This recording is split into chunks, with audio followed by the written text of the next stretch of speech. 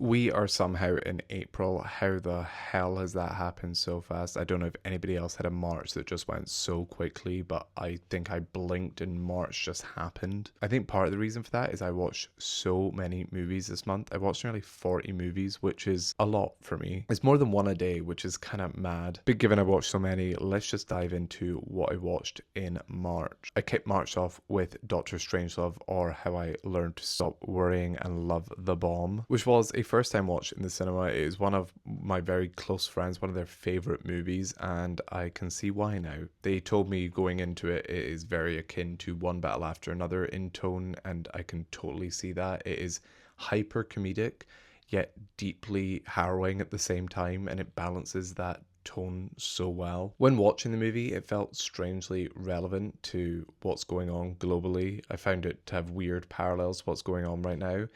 But then I started to wonder if that the enduring power of this movie is that it will always feel relevant, sadly. There's such comedy in this movie, but when you're laughing, I feel like there is a tinge to the comedy that's happening. There's a sadness behind it of, this goes on. This is what our political leaders are like. This is the situations that the world is getting into. So I found this to be quite a moving watch while also being absolutely hilarious. And I think it will always be a moving watch. I followed that up with Hoppers, Pixar's latest movie, and I had a great time. I'm in the camp of people that has honestly loved what Pixar's been doing recently. I think they haven't really stumbled. There's been a few slight misses, but as a studio, I think their hit rate is incredible. Even if the movies that they put out don't necessarily reach the masterpieces that they put out earlier in their studio career, I found Hoppers to be incredibly compelling. It is deeply comedic. It is more comedic than I think most Pixar movies are, and it balances that childish and adult humor very well. It also does the classic Pixar thing of taking a core message and making that appealing to both children and adults, and I really appreciated that here. This idea of unity over division and the power of collective action I thought was really, really moving. I think that worked a lot better than the commentary they were making on the environmental stuff. But I do wonder if I'm thinking that just because they have a masterpiece in their catalogue when it comes to talking about the environment. Really fun characters. Enjoyed how streamlined it was with a main character, but did wish that we got a little bit more of the side characters.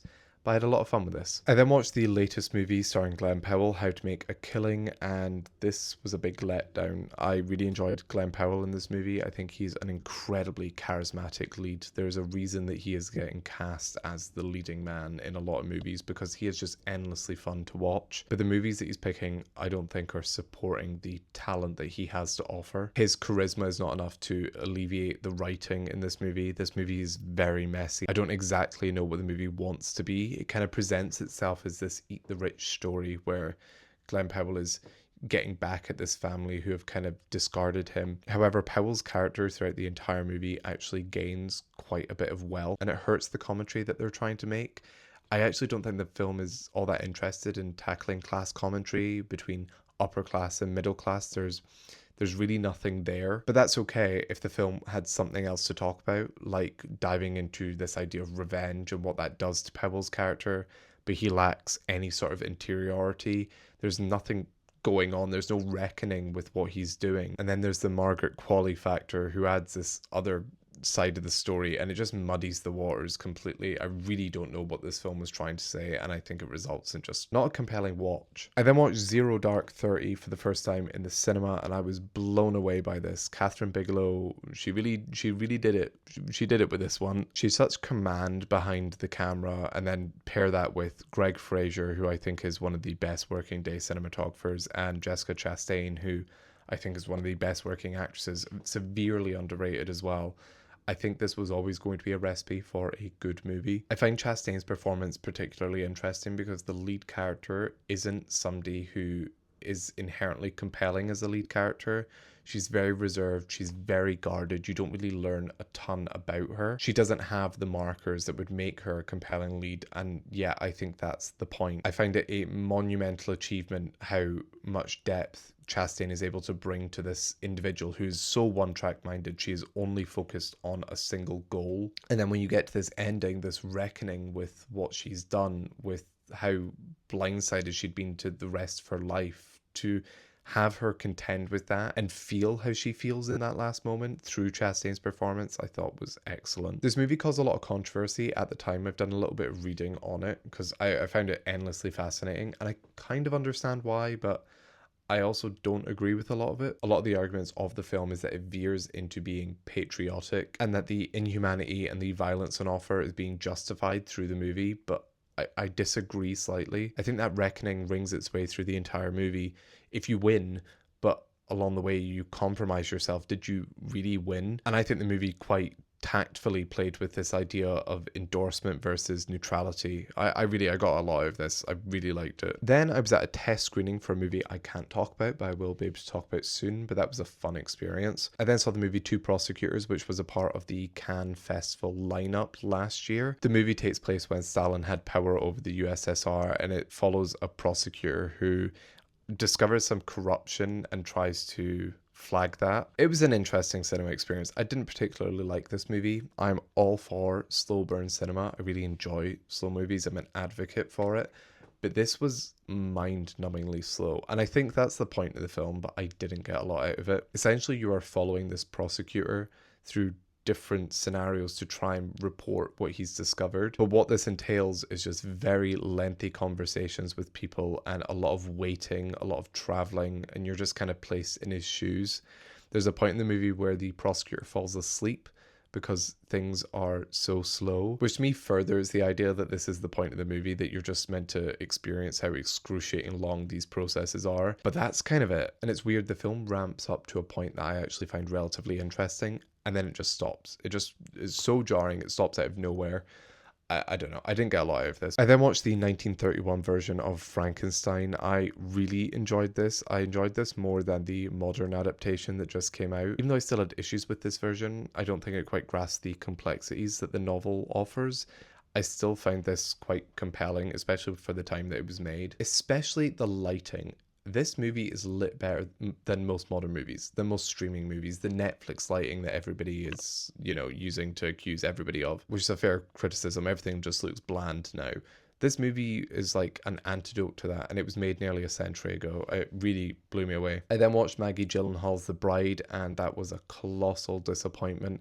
I was a massive fan of her previous work in The Lost Daughter. I thought she made a really excellent movie, and I was super excited to see this movie with Jessie Buckley, Christian Bale, two incredible actors, and it just isn't good. I really do admire Maggie Gyllenhaal for committing to her vision and making something so like her. Like, it feels distinctly, uniquely her. It feels very akin to the Wuthering Heights adaptation, which just came out, which very much felt like an Emerald Fennell movie, but I just don't think that the product that we get is all that interesting. And I know this movie went through a lot of reshoots and re-edits, and maybe there was something there like at its core, but I just don't think there is. This movie is incredibly messy. There's threads that don't really get tied up. There's threads that pop up that are just baffling. This movie especially, I think, tackles its feminism in a really strange way. It feels really dated. Penelope Cruz's character in this movie is like a detective who is struggling to kind of make way in a very male-dominated space. And the storyline they give her is very like girl boss feminism. It just really reeks of being very dated, and that kind of transfers over to the bride character as well. I mean, there's a line in this movie where she's like, "I'm not Frankenstein's bride, I'm just the bride." I think that line in itself can be unpacked a lot, because I don't think it's saying what the author intends it to say. I didn't really love the performances either. I was really bored by this movie. It wasn't my cup of tea. Speaking of another disappointment, I watched Peaky Blinders, The Immortal Man. I quite enjoyed the show. I think as it went on, I became a little lukewarm on it. But I was interested to see what this movie was going to be, because I think the show actually wrapped up quite nicely. And this movie is completely unnecessary. In actual fact, I think it does a disservice to the show. Tommy Shelby is this character you've had seasons to build up, so there's a lot of character work that's been done. And when you contrast him with new characters that are introduced just for this movie, who are trying to attain the same level of depth as him, it just doesn't work. Both Barry Keoghan and Tim Roth, their characters are so one-dimensional, especially Tim Roth. Tim Roth is a villain in this movie that there's no depth to him at all. Even Tommy Shelby, to a certain extent, I don't think this is the right story for him. He kind of just sulks around for a lot of the movie. I didn't enjoy it. Then I watched Charli XCX Alone Together. This is a documentary that was made about her album How I'm Feeling Now, which I've kind of been listening to quite a bit, so I wanted to watch this. It's a very interesting doc, a very interesting period of time that's been documented. The album was created during COVID, and she used her fans to kind of make the album with her. And it was just cool to see that process. I wasn't in love with how the documentary was presented, and the editing I really didn't like, but it was an interesting slice of life and very weird to watch something set in COVID again. I then watched Reminders of Him, the latest Colleen Hoover adaptation, and I have no idea how these movies are still getting made. They shouldn't be, in my opinion, but also they should, because they're very fun viewing experiences. They are just insane. The plot is absolutely insane in all of them. I don't really understand how people read these novels and go, this is realistic or a romance that I want to get invested in, but people do. The acting across the board is bad. A lot of the relationship stuff is not great. The stuff that is between the daughter in the movie, there's a storyline to do with her daughter, I think is quite compelling. It's quite emotional.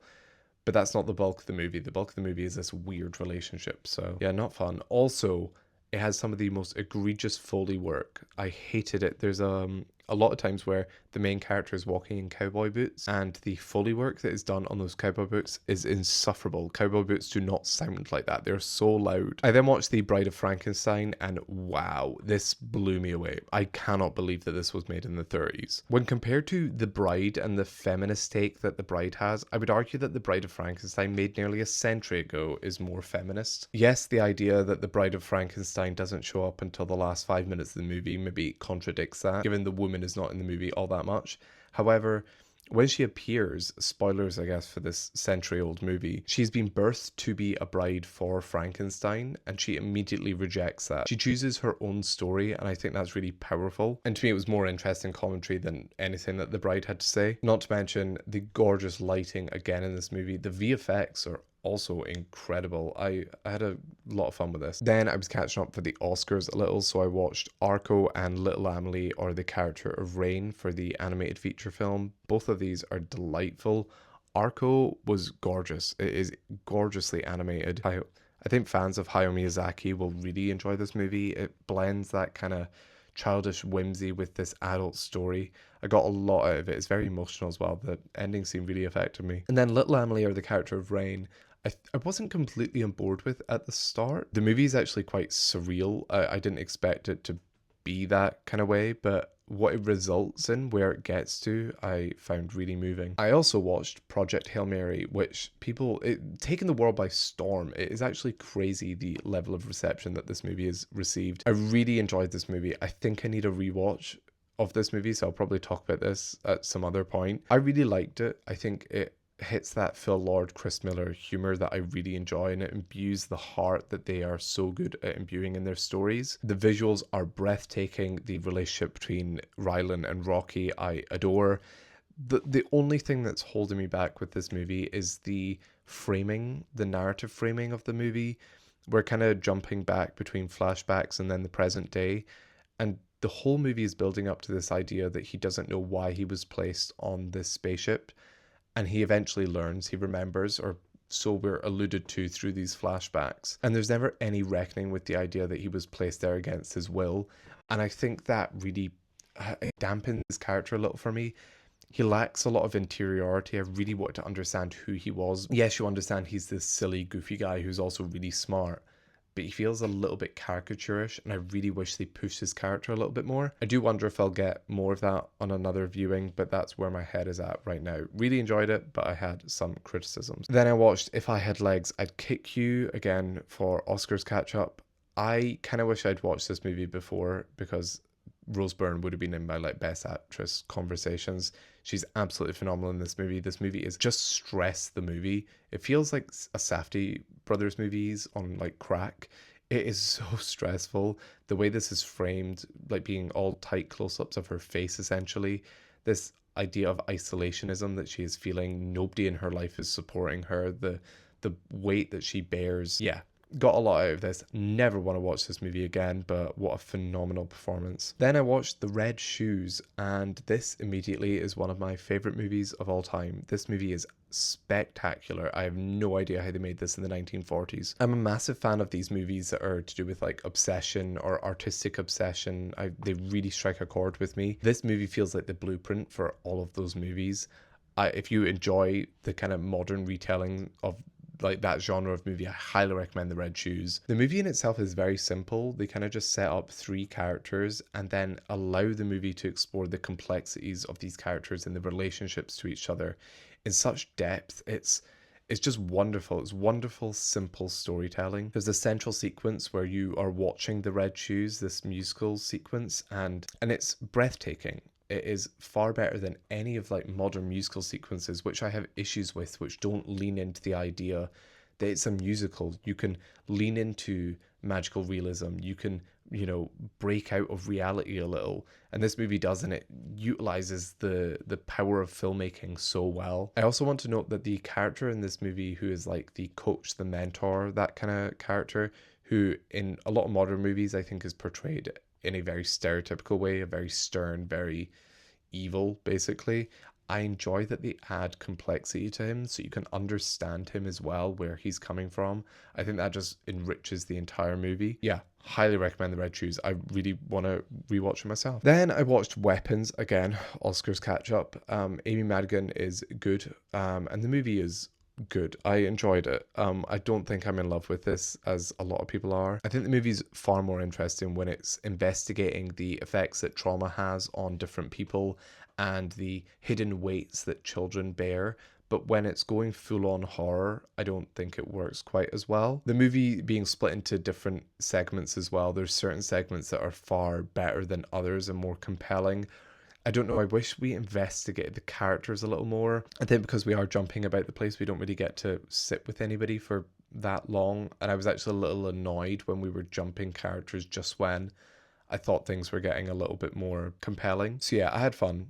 Not my favorite movie. I then watched Casablanca in the cinema. It feels so good to be knocking a lot of these off my watch list now. This movie is spectacular. I have no idea how this was made during the war. I think it recontextualizes the movie a lot, knowing that this was made and they didn't know who was going to win the war. This is a classic for a reason. It is a gorgeous love story. It's also a lot more feminist than I expected given the time period. It's just good romance. At the end of the movie, I'm like tearing up. It just feels, it's that classic Hollywood romance that just feels real. It feels heightened, but you can feel the love between the characters. It's kind of everything you want a movie to be: funny, heartwarming, politically intriguing, emotional. Yeah.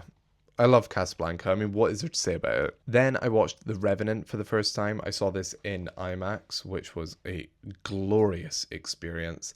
I'm actually a little confused. I know the sentiment around Leonardo DiCaprio is, oh, he won his Oscar for this, crazy. Like, he probably should have won it for something else. I think he should have won it for this. The performance that he turns in here is astounding.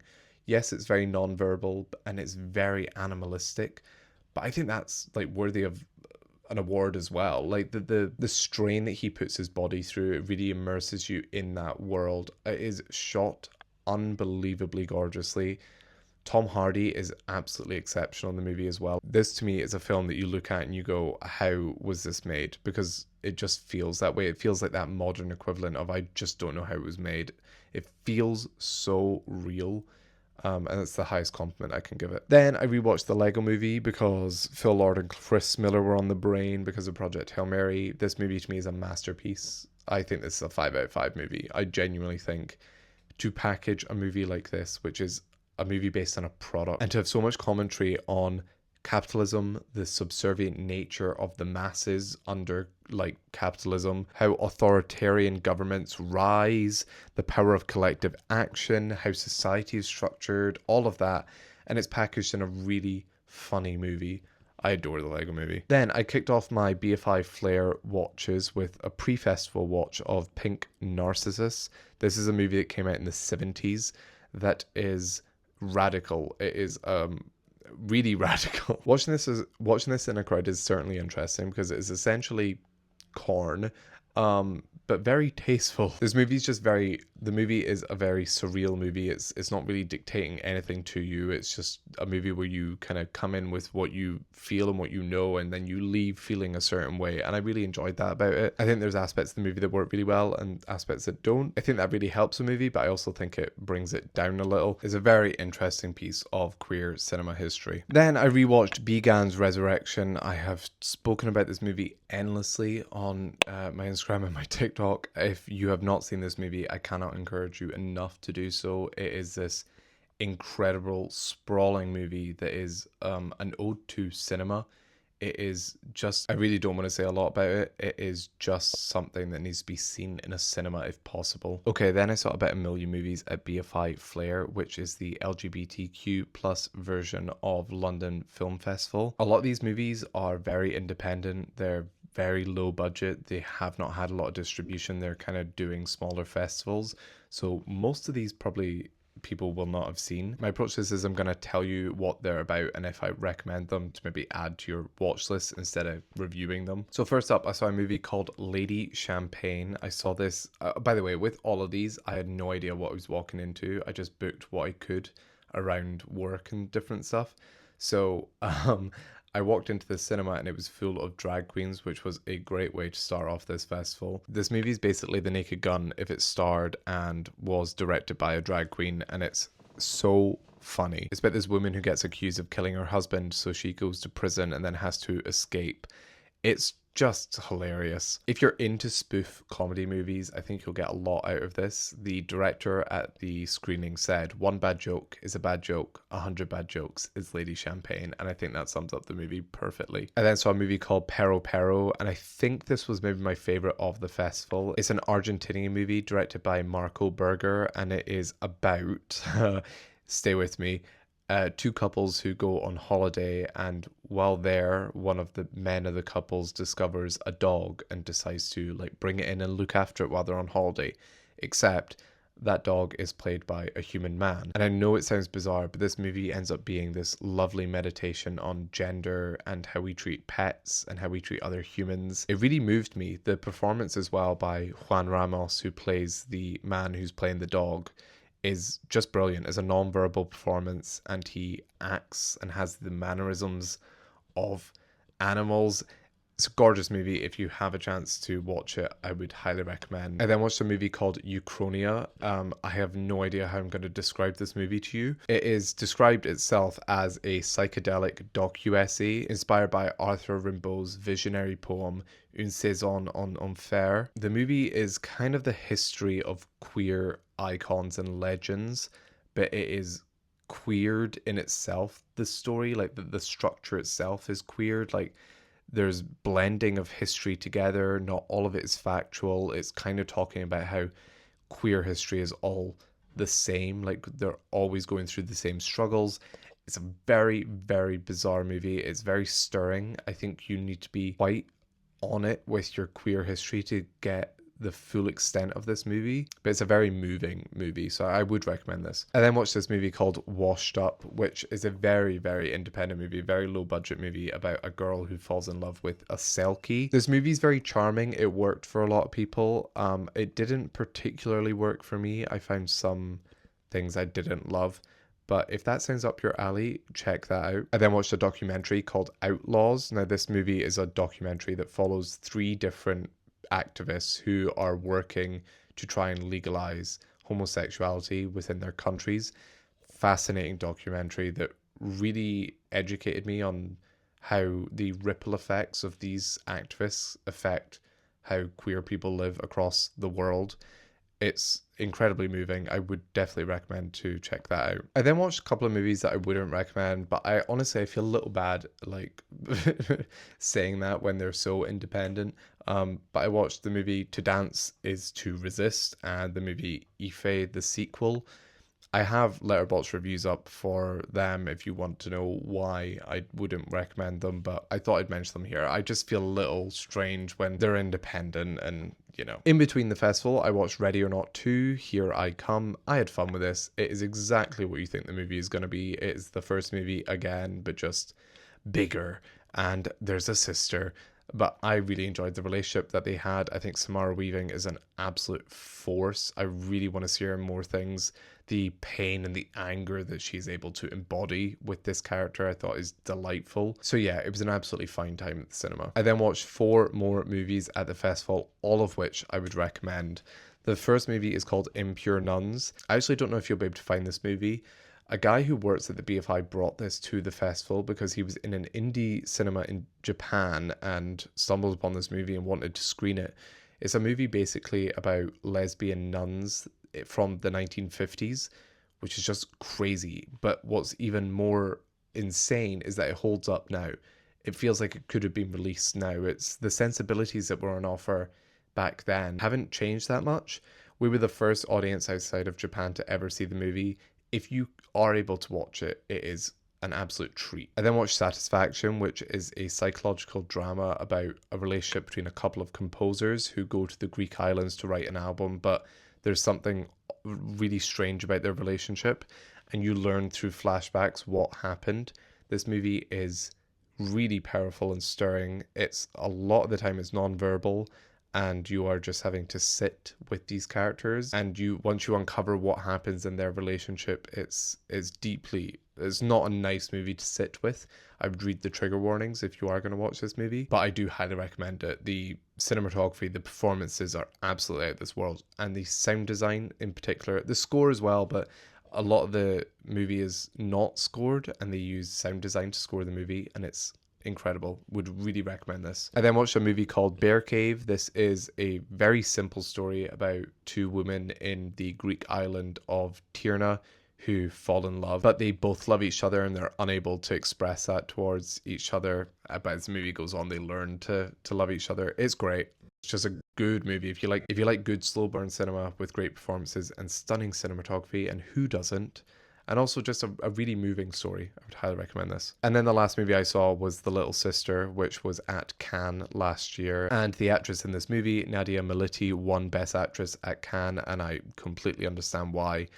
This movie is about a young girl who's like leaving high school age. She's coming to terms with being a lesbian, and it's her navigating that world. It's just a gorgeous movie. It's very comedic as well. Strangely, I wasn't expecting it to be so funny, but it's very funny. Would highly recommend. And I still watched more movies. I caught Chicago in the cinema. I have had a very funny journey with this movie. I didn't like it the first time I watched it. I saw the Broadway production when I was in New York, and then we followed that up with the movie, and I was like so irritated it wasn't like the Broadway show. But I was very young when I watched this, and I rewatched it recently, and I was like, this movie is just incredible. Getting to see this in the cinema though, and understanding how great this movie is, was such a wonderful experience. I mean, it's what modern musicals should be. They, like I was saying with The Red Shoes, not having to keep everything in reality, I think is what makes this movie very special. I followed that up with another incredible musical, Singin' in the Rain, which was such a delight. My first time watching it in a cinema also. There's just something magical about these movies. I think there's a magic that is just not replicated in movies now, where there's an earnestness to things that seems to be lost on a modern audience. And I do wonder if that's a reflection of where we are as a society. But at the end, I have a grown man, stranger, who is sitting next to me, and myself, who are crying at this ending. And he just turns to me at the end and says, "What film?" I think that really just sums up how great this movie is. And then I watched Jacques Tati's Playtime, which is not what I thought this movie was at all. I thought this movie was like a horror about working life and stuff. It's fully a like comedy in the vein of like The Naked Gun. I had a lot of fun with this. There's a central sequence that is just like peak comedy. It's so funny. And then I wrapped up the month with the Magic Faraway Tree, which was fine. I expect more from children's movies. I didn't get a lot out of it. I sadly think that the whimsy of the world that they go into is really lost because reality doesn't feel real. It also feels like not based in reality. And also the acting across the board was kind of meh. The writing felt very stereotypical. And the magic of these worlds, these stories where kids go to these like magic worlds, is that they feel real. When the visual effects isn't there, they don't feel real. So I didn't love that movie. That's everything I watched in March though. I'm so sorry. I don't know how this video is going to turn out. I've had to record this multiple times. Things have ran out. Lighting has changed. I'm sorry. I have a few video essays that I'm working on. I should really just keep my mouth shut when I say what I'm working on because I end up pivoting a lot. But there's some video essays coming that I'm very excited about. If you like this video, give it a like and subscribe, and make sure to follow me on Instagram and TikTok for all my daily musings and thoughts on film and TV. And I'll see you in the next one.